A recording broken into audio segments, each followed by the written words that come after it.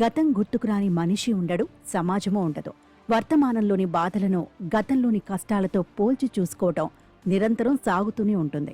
మూడో ప్రపంచ యుద్ధం వస్తుందనే భయం రెండో ప్రపంచ యుద్ధం నాటి బీభత్సాన్ని, విధ్వంసాన్ని ఎంతో కొంత తెలుసుకునేలా ప్రేరేపిస్తుంది.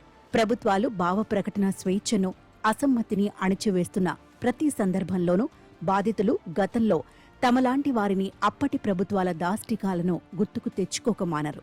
అందుకోసం చరిత్రను తవ్వకుండా ఉండను లేరు. అసమ్మతిని సహించలేని ధోరణి హద్దులు దాటినప్పుడు బాధితులతో పాటు ఆలోచనాపరులు కూడా గతంలోని దారుణాలపై దృష్టి సారించకుండా ఉండలేరు. అమెరికాలో ఇప్పుడు జరుగుతున్న పరిణామాలు అలాంటి అవసరాన్ని కలిగిస్తున్నాయని చెప్పుకోవాలి. విద్యా సంస్థలను రాడికల్ వామపక్షవాదుల ప్రభావం నుంచి రక్షించుకోవాల్సిన అవసరం ఉందని అమెరికా అధ్యక్షుడు డొనాల్డ్ ట్రంప్ రెండోసారి ఎన్నికల్లో గెలిచిన తర్వాత చాలా కటువుగా, మొరటుగా చెప్పారు. మార్క్సిస్ట్ మేనియాక్స్, లునటిక్స్లో విద్యా సంస్థలను శాసిస్తున్నారని విమర్శించారు. దీన్ని చూస్తూ ఊరుకుంటున్న ఉన్నతాధికారులను ఉద్యోగాల నుంచి తొలగిస్తానని ప్రకటించారు. చెప్పినట్లుగానే ఫెడరల్ విద్యాశాఖను రద్దు చేస్తున్నట్లు ఉత్తర్వులను జారీ చేశారు. విద్యా సంస్థలకే పరిమితం కాకుండా ఇతర అంశాలపై తాను వరుసగా జారీ చేస్తున్న ఉత్తర్వులను నిలిపివేస్తున్న న్యాయమూర్తులను కూడా రాడికల్ లెఫ్ట్ లూనటిక్స్ గానే విమర్శిస్తున్నారు. తన ఉత్తర్వులను కోర్టుల్లో సవాల్ చేస్తున్న న్యాయవాదులను, న్యాయవాద సంస్థలను కట్టడి చేయటానికి చర్యలు తీసుకోవాలని అధికారులను ఆదేశించారు. విద్యా సంస్థలకు ఫెడరల్ నిధులు వెళ్లకుండా నొక్కిపట్టి వాటిని దారికి తెచ్చుకునేందుకు ప్రయత్నాలు మొదలయ్యాయి. $400 మిలియన్ నిధులను ఫెడరల్ ప్రభుత్వం నుంచి పొందటానికి ట్రంప్ ప్రభుత్వానికి నచ్చే విధంగా విధానాలను మార్చుకునేందుకు కొలంబియా విశ్వవిద్యాలయం అంగీకరించింది. ఎంతో చరిత్ర ఉండి మహామహులను అందించిన విశ్వవిద్యాలయానికే ఈ పరిస్థితి వచ్చిందంటే మిగతా వాటి పరిస్థితి ఎట్లా ఉంటుందో ఊహించుకోవచ్చు.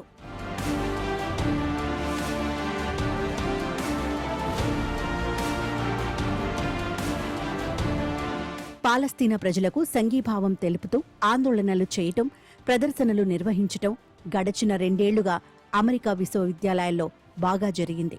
దీన్ని హమాస్ సంస్థకు మద్దతు పలకటంగా భావించి ఆందోళనలో పాల్గొన్న విద్యార్థుల వీసాలను రద్దు చేసి స్వదేశాలకు పంపటమూ మొదలైంది. కొలంబియా యూనివర్సిటీ పీహెచ్డీ విద్యార్థి రంజని శ్రీనివాసన్ అలాగే భారత్కు రావాల్సి వచ్చింది. చార్జిటౌన్ యూనివర్సిటీకి చెందిన పోస్ట్ డాక్టరల్ విద్యార్థి బాదర్ ఖాన్ సూరిని కూడా అలాంటి ఆరోపణలతోనే దేశం నుంచి పంపించి వేయటానికి రంగం సిద్ధమైంది. ఇక అనేక ప్రముఖ విద్యాలయాల్లో విద్యార్థులపై నిఘాలు పెరుగుతున్నాయి. విద్యార్థుల సామాజిక ఖాతాలను తనిఖీ చేయటమూ మొదలైంది. అలా తనిఖీ చేసేందుకు కొత్త నిబంధనలు తీసుకురావటానికి ట్రంప్ ప్రభుత్వం ప్రయత్నిస్తోందన్న వార్తలు వస్తున్నాయి. సామాజిక సమస్యలపై స్పందించే వారందరూ ఏదో విధమైన సిద్ధాంతాలను విశ్వసించేవారే అయి ఉంటారు. వారందర్నీ లెఫ్ట్ లూనటిక్స్ గా భావిస్తే విశ్వవిద్యాలయాల్లో అల్లకల్లోలం తలెత్తుతుంది. భావ వైవిధ్యాన్ని ప్రదర్శించలేని స్థాయికి విశ్వవిద్యాలయాలు దిగజారిపోతే సామాజిక జ్ఞానమే స్తంభించిపోతుంది. అమెరికా విశ్వవిద్యాలయాలకు ఉన్న బలమే భావ వైవిధ్యత. అందుకే అక్కడ జరిగే పరిశోధనలకు అంత గుర్తింపు ఉంటుంది. భారతీయ భాషలు, కులాలు, మతాలు, నగరాలు, ప్రాంతీయ సంస్కృతులు, స్థానిక రాజకీయాలు, ఆర్థిక పరిస్థితులపై అమెరికా విశ్వవిద్యాలయాల్లో ఎన్నో లోతైన పరిశోధనలు జరిగాయి. వాటిపై భిన్నాభిప్రాయాలు ఉండొచ్చు, కానీ వాటిని పక్కన పెడితే ఏర్పడే జ్ఞానశూన్యత చాలా అసాధారణంగా ఉంటుంది. అందుకే అక్కడ భావ ప్రకటనలపై కట్టడులు పెడితే జరిగే నష్టం భారత్తో పాటు చాలా దేశాలపై ఉంటుంది. రిపబ్లికన్ పార్టీకి ఆధునిక భావాలు అంతగా పట్టవు. మత భావాలపై మక్కువ ఎక్కువ. క్రైస్తవవాదుల ప్రభావం అధికం. అబార్షన్లను వ్యతిరేకిస్తుంది. ట్రాన్స్జెండర్లకు సమానత్వాన్ని నిరాకరిస్తుంది. పర్యావరణ విధ్వంసం నిజం కాదంటుంది. సమానత్వ భావనను చులకనగా చేస్తుంది. ఇంత చరిత్ర ఉండబట్టే వామపక్ష భావాల పొడ ఏమాత్రం గిట్టదు. వాటి పట్ల శత్రుత్వ ధోరణితో వ్యవహరించడం కొత్త కాదు. ఆ ధోరణి అమెరికన్ చరిత్రలో భయానక పరిణామాలకు కారణమైంది. 1940-50లో ఆ పార్టీకి చెందిన సెనేటర్ జోసెఫ్ రేమండ్ మకార్తీ వేల మంది ప్రజలను కమ్యూనిస్టులనే ముద్రవేసి వేధించారు. ప్రభుత్వ వ్యవహారాల సెనెట్ కమిటీకి, దర్యాప్తు ఉపసంఘానికి అధ్యక్షత వహించి విచారణల పేరుతో భయాన్ని, బీభత్సాన్ని సృష్టించారు.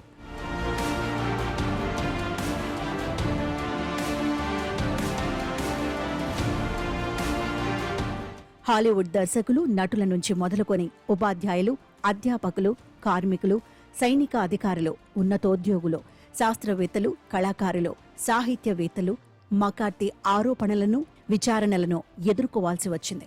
మకార్తీ చర్యలను విశ్లేషిస్తూ ఎన్నో రచనలు వచ్చాయి. అమెరికా చరిత్రను వాస్తవిక దృక్పథంతో రాసే మరెవరూ మకార్తీయిజాన్ని విస్మరించలేకపోయారు. మకార్తీ 2 సార్లే సెనెట్కు ఎన్నికయ్యారు. విదేశీ వ్యవహారాల శాఖలోకి 57 మంది కమ్యూనిస్టులు చొరబడ్డారని 1950లో ప్రకటించి సంచలనం సృష్టించారు. మన ప్రభుత్వంలో కమ్యూనిస్టుల గురించి చర్చించుకునేటప్పుడు ఒక విషయాన్ని గుర్తుంచుకోవాలి. మన దగ్గరున్న కొత్త ఆయుధానికి సంబంధించిన బ్లూ ప్రింట్ను దొంగిలించడానికి డబ్బుని తీసుకుని గూఢాచారులతో మాత్రమే మనం వ్యవహరించటం లేదు. మన విధానాన్ని తీర్చిదిద్దటానికి, మార్గదర్శనం చేయటానికి ఉద్దేశించిన దుర్మార్గపు కార్యకలాపాలతో మనం వ్యవహరిస్తున్నామని ప్రకటించారు. ప్రభుత్వంలో చొరబడిన కమ్యూనిస్టుల అమెరికా విధానాలను ప్రభావితం చేసే స్థాయికి చేరారన్నదే ఆ ప్రకటన అంతరార్థం. అంతటితో ఆగలేదు. అమెరికా గూఢచర్య సంస్థ సిఐఏలో కూడా కమ్యూనిస్టులు ఉన్నారని ఆరోపించారు. ఇతర విభాగాల్లోనూ కమ్యూనిస్టులు తిష్ట వేశారని విమర్శించారు. రెండోసారి సెనేటర్గా ఎన్నికైన తర్వాత ఆరోపణలను మరింత ఉధృతం చేశారు. ప్రభుత్వ కార్యకలాపాల సెనెట్ కమిటీ చైర్మన్గా ఎన్నిక కావటంతో విపరీత అధికారాలు వచ్చిపడ్డాయి. దానికి తోడు శాశ్వతంగా ఉండే సెనెట్ దర్యాప్తు కమిటీ నేతృత్వమూ దక్కింది. ఏళ్లపాటు మకార్తీ మాటకి చేతకి అడ్డు అదుపు లేకుండా పోయింది. వామపక్షవాదులుగా ముద్రలు వేసిన వారిపై 36 రోజుల పాటు జరిపిన విచారణ టెలివిజన్లో ప్రసారం చేయటం అప్పట్లో సృష్టించిన సంచలనం అంతా ఇంతా కాదు. న్యూజెర్సీలోని army signal corps engineering laboratories గూఢచర్యం ఆరోపణలపై జరిపిన విచారణ కూడా టెలివిజన్లో ప్రసారమైంది. ఉద్యోగుల విధేయతను పరిశీలించటానికి అప్పట్లో లాయల్టీ సెక్యూరిటీ స్క్రీనింగ్ బోర్డు అనేది ఒకటి ఉండేది. ఆ బోర్డు వేసిన ప్రశ్నలకు జవాబు చెప్పటానికి నిరాకరించిన ఒక డెంటిస్టును సైనిక విభాగం నియమించిందంటూ మకార్తీ ఆరోపణ చేశారు. దీంతో ఆగకుండా ఆర్మీ న్యాయవాదిగా వ్యవహరించే జోసెఫ్ వెల్చ్ కమ్యూనిస్టు ప్రజాసంఘం సభ్యుడైన వ్యక్తిని ఉద్యోగంలో పెట్టుకున్నారని ఆరోపించారు. అప్పటికే ఎన్నో ఆరోపణలను చేసి 1-2 తప్ప వేటిని నిరూపించలేని పరిస్థితి ఏర్పడింది.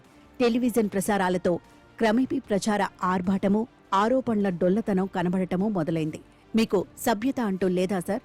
దాన్ని పూర్తిగా వదిలేశారా అంటూ వెల్చ్ ఎదురుదాడి చేయటంతో ప్రజలకు కూడా మకార్తీపై విముఖత మొదలైంది.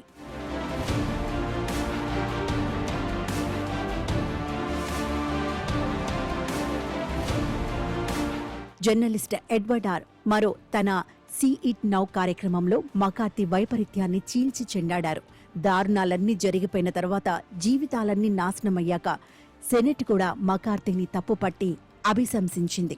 మెనీ ఆర్ ద క్రైమ్ పేరుతో ఎలెన్ ష్రేకర్ ప్రచురించిన పుస్తకంలో మకార్తీయిజం గురించి చాలా విషయాలను ప్రస్తావించారు. మకార్తీయిజం చెలరేగిన కాలంలో రాజకీయ అణచివేత అమెరికన్ చరిత్రలోనే అసాధారణమైందని, అంతకాలం పాటు అలాంటి దారుణాలు ఎప్పుడూ జరగలేదని పేర్కొన్నారు. మకార్తీయిజాన్ని ఒక వ్యక్తికి సంబంధించింది కాకుండా చర్యల ప్రాతిపదికగా చూస్తే 1940-50ల కాలమంతా ఆ ఇజం రాజ్యమేలిందని చెప్పుకోవచ్చని వ్యాఖ్యానించారు. ప్రభుత్వ, ప్రైవేటు సంస్థలను నడిపే పెద్ద మనుషులు తెలివిడితోనే రాజ్యాంగ హక్కుల ఉల్లంఘనకు పాల్పడ్డారని, కమ్యూనిస్టు ప్రమాదం నుంచి దేశాన్ని కాపాడే పేరుతో దాన్నొక తప్పుగానూ భావించలేదని చెప్పారు. విచారణను ఎదుర్కొన్న వారందరూ రాజకీయ అభిప్రాయాలు లేనివారుగానో, వామపక్షంతో పూర్తిగా సంబంధం లేనివారుగానో చెప్పలేమని ఎలెన్ ష్రేకర్ అన్నారు. ఆయన దారుణాలను తక్కువ చేయలేమని చెప్పారు. మకార్తీయిజం విజృంభణ కాలంలో జూలియస్ రోజన్బర్గ్, ఎథెల్ రోజన్బర్గ్ దంపతులకు మరణశిక్షను విధించారు. వందల మందిని జైల్లో పెట్టారు. దేశ బహిష్కారమూ చేశారు. 10-12 మంది ఉద్యోగాలు కోల్పోయారు. రష్యా, జర్మనీల్లో జరిగిన దారుణాలతో పోల్చితే ఈ దురాఘాతాలు తక్కువైనప్పటికీ అవి సృష్టించిన భయానక వాతావరణంలో అమెరికాలో 10 ఏళ్ల పాటు అసమ్మతి ఆవిరైపోయిందని ఎలెన్ ష్రేకర్ వ్యాఖ్యానించారు. 1940-50లో లాగా కమ్యూనిజం ఇప్పుడు కదం తొక్కటం లేదు. ఆ సిద్ధాంతం ఆధారంగా నడిచే పార్టీల బలం అంతంత మాత్రంగానే ఉంది. ఆయన అమెరికాలో రాడికల్ లెఫ్ట్ లూనటిక్స్ అంటూ ఆ సిద్ధాంత ఛాయలు స్పష్టంగా లేని వారిని సైతం లక్ష్యంగా చేసుకోవటం విచిత్రంగానే అనిపిస్తుంది. ట్రంప్కో, ఎలాన్ మస్క్కో లెఫ్టిజంలో ప్రమాదం కనపడుతున్నదంటే రాజకీయ శాస్త్రవేత్త ఫ్రాన్సిస్ ఫుకుయామా 1992లో ఘనంగా ప్రకటించినట్లుగా చరిత్ర అంతం కాలేదని భావించాలి. ప్రత్యామ్నాయ వ్యవస్థలుగా సోషలిస్టు రాజ్యాలు కుప్పకూలిపోవడాన్ని, వామపక్ష భావాల ప్రభావం క్షీణించటాన్ని చరిత్ర అంతంగా ఫుకుయామా వ్యాఖ్యానించారు. అమెరికా పరిణామాలను చూస్తుంటే ఇంకా అది చల్లారని చరిత్రలాగే ఉంది.